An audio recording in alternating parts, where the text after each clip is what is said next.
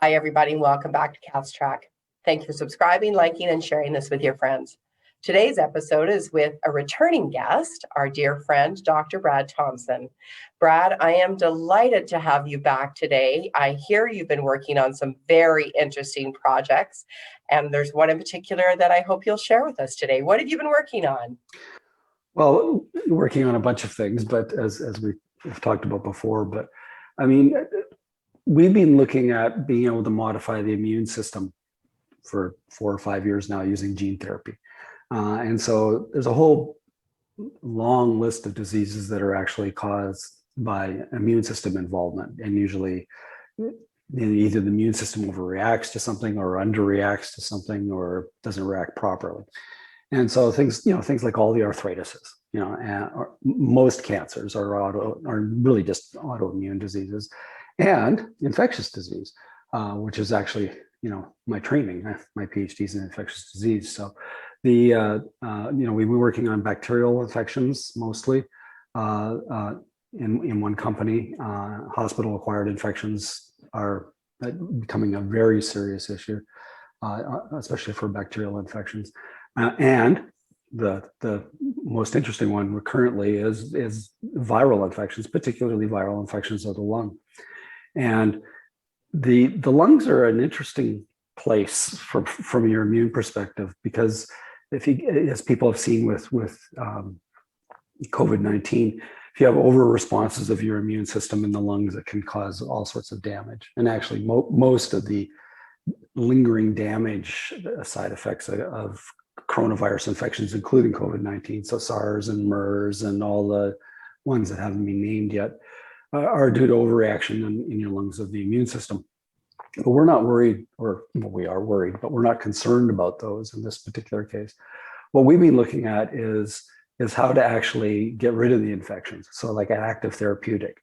So not thinking of them as a vaccine to prevent infection, but somebody has come down with a coronavirus or a serious influenza virus or any one of the things that cause viral pneumonias, and actually treating them when they get it.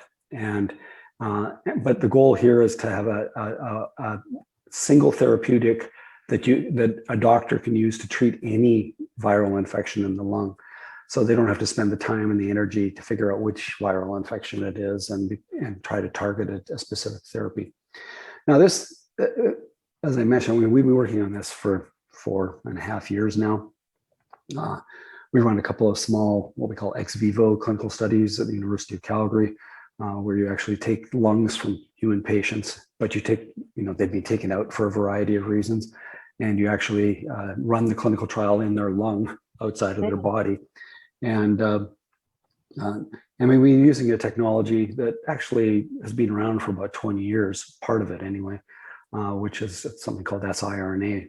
And all siRNAs do is actually target the virus, the reproductive process of the virus in a very specific way.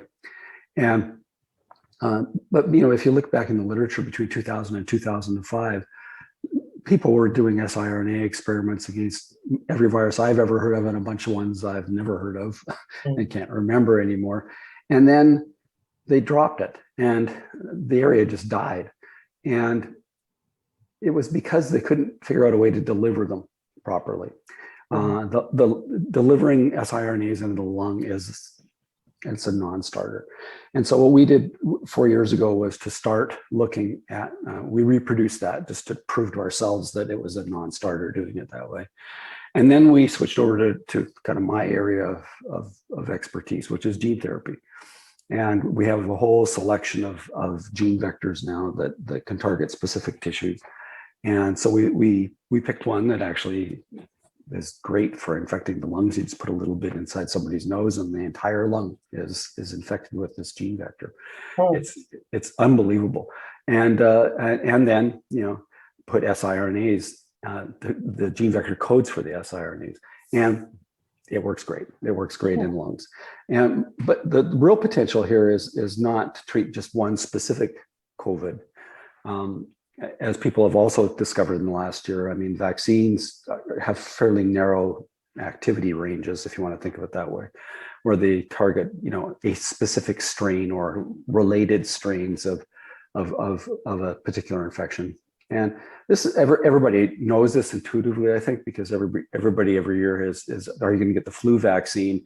And half the time they're like, why? Because it won't be for the right virus anyway. And that's what happens with lung viruses. They mutate very quickly, extremely quickly. And so you're talking influenza, parainfluenza, respiratory syncytial virus, which infects millions of children every year in North America and the elderly. And coronaviruses, which, just under half of common colds are actually coronaviruses, and quite a few of the, pneumonias. Sorry, I lost track of my thought there. I was thinking, wait a minute, there's this other virus I haven't thought about before. That's okay. and the common cold virus, the rhinovirus, also causes viral pneumonias. And I mean, there's a gazillion of them. I mean, that's actually where I first started back. My first thoughts on treating viral infections lung was common cold viruses. And because it's honestly the most difficult thing to treat. So it's kind of the most fun to think about. But they all cause viral pneumonias. But the problem is that they mutate very quickly, but it's the outside of the virus that mutates very quickly. And that's what the immune system sees, is the outside of the virus. If you interfere with the reproduction, which is more internal elements, they're more stable. They don't mutate nearly as quickly. So you can actually come up with things that actually can treat a whole group of viruses for a much longer duration of time. And so the specific gene vector that we're using actually will allow us to treat up to 7 different groups of viruses. So we'll be able to treat all of the ones that cause common viral pneumonias. Everybody, I don't think, really realizes the healthcare burden that viral pneumonias have now, just on a day-to-day basis. They think about it during epidemics or pandemics or breakouts. But every year in the United States, 50,000 people die of a viral pneumonia, whether there's non-outbreak years. 250,000 Americans are in ICUs from non-outbreak viral pneumonias, and 1.25 million get hospitalized for extensive period of times for the same thing. That's every year. And in pandemic years, of course, it's way higher than that, influenza years and now COVID years. So having a broad-based therapeutic that you can just pull off the shelf, patient walks into the hospital or walks into a doctor's office and they say it's not a bacterial infection, it's a pneumonia. We don't have the time to figure out which one it is. We're just going to give you this product and go away, it'll work. And that's what we're after here. Awesome. And it's such a convergence of a bunch of things. And we would have gotten around to coronaviruses at some point, but it's gone from 7th on the list of 7 to 1st on the list of 7 just because of the current situation. And and it's attracting a lot of interest, which I'm excited about. And now we're hoping to push it through fairly quickly. I mean, that's the other thing about being in an epidemic or pandemic situation, is that the regulatory authorities actually get to the point a lot quicker. People are complaining about how it took a year to get the vaccines out from, discovery of the virus to actually in treating people. It normally takes anywhere between 6 and 10 years to develop a vaccine. The regulatory authorities, particularly in the US and Europe, really pulled out all the stops to just say, we'll work 24/7. We'll do whatever we have to do. We'll still do a complete review, which they did, but we're not going to do our standard kind of a long kind of thing with these things. So they deserve a lot of credit for moving through that. But the companies involved deserve a lot of credit too. I mean, all the vaccines, at least in the West, that are out, are coming out of the pharmaceutical industry. The first ones, the Moderna one and the Pfizer one, the J&J one. Those are all. They were pushed by the government, but not very hard, because it was they just threw everything at it. Like Moderna was working on with cytomegalovirus, which is a fairly rare infection, but it's a serious infection. And they hadn't thought about coronavirus. And within days, they had the whole company mobilized working on coronavirus. It was absolutely amazing. So hats off to that whole side of the industry. So you had the government pushing. People can complain about everything they want about the previous administration in the States, but Project Warp Speed did its job. You had the regulators, and you also had the companies, and it's a textbook case of people just putting whatever concerns they have aside and working together to get something done, and it's really quite admirable, I have to say. But we need a therapeutic. Vaccine, as everybody's beginning to discover, the vaccines aren't really the issue. I mean, when 99 point something% of your population really doesn't affect them, that's the basis for a therapeutic. That's where you need a therapeutic, and so we're hoping to provide that therapeutic, and as soon as we possibly can. Can you give us a time frame as to when we might expect it? That's really hard to say, because it depends on the size of the clinical study that you have to do. And that's the other thing about therapeutics, is that therapeutics, you have to run much smaller clinical studies from a patient number perspective than you do with a vaccine. People are talking about how the vaccine studies weren't big enough. And I'm like, they were like 60, 70, 80,000 patient studies. That's really old thinking that you need 5 million people in a clinical study to develop a vaccine for something that's killing people. I mean, that's just, if you don't see a safety issue in 80,000 people, you're not going to see a safety issue. Right. Therapeutics, you can easily take at least one of those zeros away, and sometimes two of those zeros away. I mean, I've run clinical studies, registration level clinical studies, and anti-infectives with 600-700 patients. So we'd be able to recruit and do that very quickly, and we could do it locally. We wouldn't have to, be in 500 sites around the world. So it'll really just depend on how fast we can get into the clinic, and so it depends. You may notice people in life sciences are really reluctant to commit to timelines. Yeah. There's a reason for that. No doubt. It costs twice as much, it takes twice as long, as kind of a standard thing. When you're talking to investors, they're like, yeah, you say a year, so it's at least 2 years, right? Probably. But we have no idea. I mean, but this is a long haul therapy, which is back to what we were working on, or thinking about working on at the start, which is a therapy for all viral pneumonias, so that when the COVID wave, this one disappears, we can be treating that people that are getting put in hospitals now, getting put in ICUs now, and dying now from it. All the other viral pneumonias, which people tend to forget about. I don't believe we've had no pneumonia or no influenzas this year. I just don't believe it. They just don't test for it right now. Why would they? But we have that every year, and we're going to have coronavirus every year. It's here to stay. It's in our population. We're going to get new variants every year. It's going to be just like the influenza story. We're going to have new little mini waves, and we can't shut down society for the rest of time to deal with a new viral pneumonia, because that's all it is. So let's get a therapy out there, and that's what we're planning on doing. I am delighted to hear this great news, and it's no surprise that you're part of it, Brad. Well, thank you. My greatest delight in life is thinking up new things. That's what wakes me up in the morning, and that's what I wake up in the middle of the night. And that's, I'm distracted to the point that everybody around me is driven to, like tears, basically. Is like, you just went into another time fugue, Brad, for 4 hours.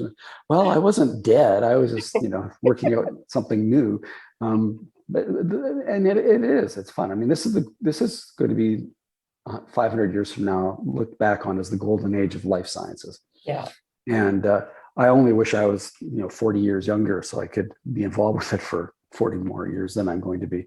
It's just it's a wonderful time, and people with great ideas are getting funded everywhere, to do these things inside commercial entities, because that's where they belong.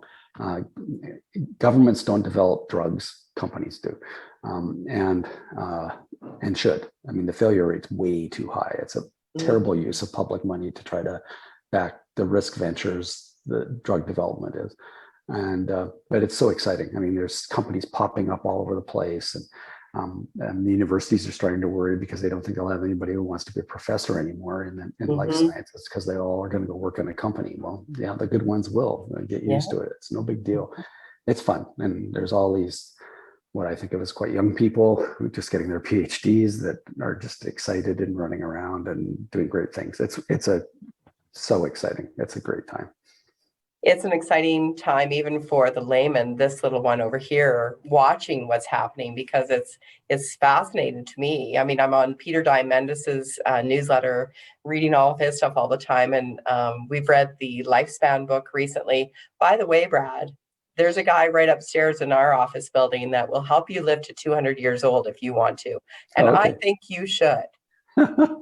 Well, I'm probably doing to myself most of the things that he would recommend or think about. So most likely, I'm a life science or lifespan extension junkie, if you want to think of it that way. So I do. I'm probably patient zero in a bunch of things that have only been shown in animals for things, neural regrowth and this and that and everything else. It's such an exciting area to be in. And there's so much information out there and studies that have been done. You don't have to actually invent very much in that area to think about extending lifespans 25 or 30 years, and quality of life too. I mean, it's one thing to live longer, but if the quality of life extension isn't there, it's not worth it. So pretty exciting. But yeah, no, I'd love to talk with him, because I'm on a bunch of the lifespan extension boards for these societies and things like that. But they're really regenerative medicine, just used for a different purpose. The same ones that restore your memory and regrow parts of your brain are very useful for all the brain elements that have problems with. You get people that are working on ligament regrowth and knee cartilage regrowth and things like that for lifespan extension. And guess what? They're being used for just real medicine. So there's no conflict there. It's a wonderful conjunction of just different purposes, but the same technology. And it's fun. It's fun hanging around life extension people. Honestly, they're I shouldn't say they, because I'm one of them, but they are different. But I like different, and I like the attitude. As soon as I learned more about this, and I decided to also start doing a lot of the protocols to do this, I want to live longer too, but with you, as long as it's good quality of life. Well, I started getting happier. Yeah, no, it's very cool, and a couple of the companies that we've set up are basically stealth lifespan extension companies, even though they're disguised as therapeutic companies. But that's fine. I mean, that's lifestyle drugs, if you want to think of it that. I mean, therapies are going to become more acceptable than they used to. I mean, the first lifestyle drug that was approved was Viagra.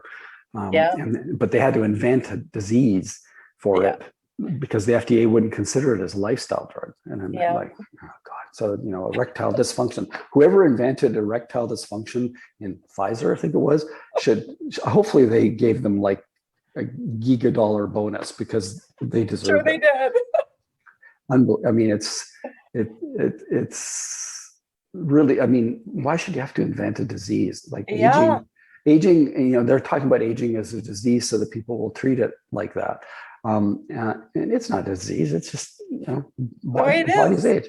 I mean, our warranties expired a long time ago.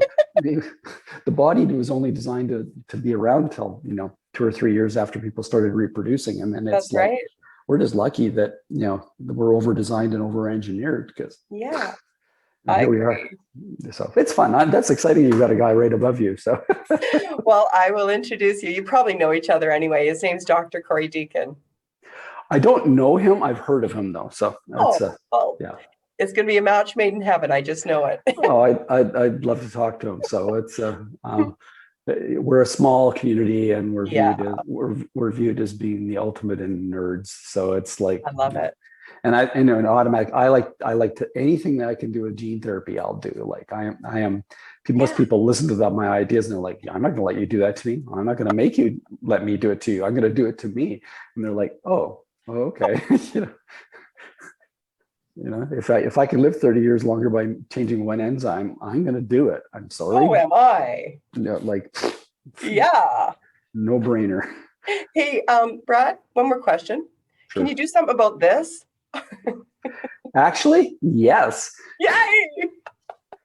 There's one of the key aging things is DNA age, if you want to think of it that way. And as you age, your DNA adds methyl groups, so it methylates. And if you take a biosample, just a tissue sample, you can actually tell how old somebody is biologically almost to the second by just looking at the methylation on their DNA. And people are selling kits like that. I think Liz Parrish's company is doing that. Yeah. But if you actually, you can turn back the clock genetically by restoring the methylation to whatever age you want. So if you want skin with 20-year-old gene base, then yeah, that's doable. But what you have to do is upregulate. One of two things. You either have to upregulate something that takes the methyl groups off, so demethylase, or you have to downregulate the gene that adds methyl groups. And we're doing both approaches in one of my other little companies that we have running, and successfully too. I mean, we've got the enzymes into gene vectors, and we can express them in human tissue. So yeah, it's not far off. And that to me the skin thing is that'd be where I'd be doing it first. I wouldn't be injecting it to make my heart live longer. No. I'd like to have skin tone again. It's a plastic surgeon I knew once said, he goes, go like this. So I guess, and this is when I was young. He goes, feel how hard that is? And then he goes, one day you're going to wake up and you do that, and this part of your chin is going to go soft. And he goes, that's the first sign. And then he goes, facial aging, Brad. It's real. And then, of course, one morning I woke up and there it was. That's where I'd be doing it too. Oh my gosh, what a pleasure. Oh, I love our conversations, Brad. Thank you so much for joining us today. Oh, well, thank you. I hope you have a good day. Oh, and thank you for all your good work for our community. I really appreciate it from the bottom of my heart. Oh, thank you. Thank you. Dr. Brad Thompson. Oh my goodness, always changing the world. I absolutely love it. And I look forward to him living another 50 or more years. Thank you so much for joining us on Cats Track. We'll see you next time.